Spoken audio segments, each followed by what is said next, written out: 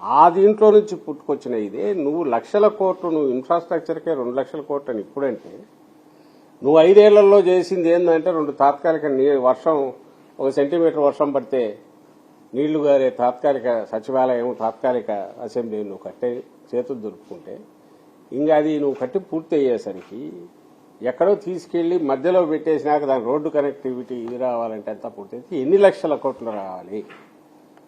Plus వీటికి సంబంధించి నువ్వు మొదలు పెట్టిన ఏదైతే ఈ అవినీతి యజ్ఞం ఏదైతే ఉందో, ఓ భ్రమ క్రియేట్ చేసి ఒక పక్క ఒక అవినీతి యజ్ఞం మొదలు పెట్టావు. దానికి రాష్ట్రం సమిధ కావాలనా, రాష్ట్ర ప్రజలు సమిధలు కావాలనా? కాబట్టి ప్రాగ్మాటిక్ గా ఆచరణాత్మకంగా ఏం చేయొచ్చు అనే ఉద్దేశంతో వైఎస్ఆర్సీ ప్రభుత్వం మా హయాంలో జగన్మోహన్ రెడ్డి గారు ఇది ఉంచుతూనే డీసెంట్రలైజ్డ్ ఇది పోవాలనేది ఏదైతే రాష్ట్ర ప్రజల ఆకాంక్ష ఉందో, అటు రాయలసీమ వైపు కానీ ఇటు ఉత్తరాంధ్ర వైపు కానీ ఉందో అన్నింటినీ ప్రతిబింబిస్తూ ఆ రోజు నిర్ణయం చేసుకుని, అందులో అమరావతి కూడా ఒక పార్ట్, అమరావతి ఒక పార్ట్ అందులో, ఆ మూడిట్లో. So that is history.